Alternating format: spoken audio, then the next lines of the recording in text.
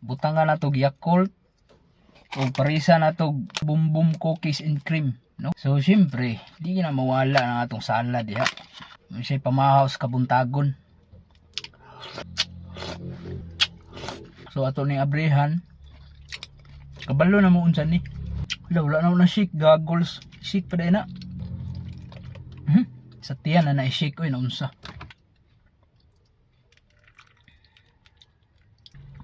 May pagkaaslom gining Yakult, no? Pero lami ra gyapon ay. Lami gid eh. So naa siya pagkaasim-asim gamay tungod sa Yakult ba. Yakult is okay kabatian. Ana man na. So ito na abrehan. Gayaan ni ay. Gahim gani. So mao ni siya, no? Lami siya, lami.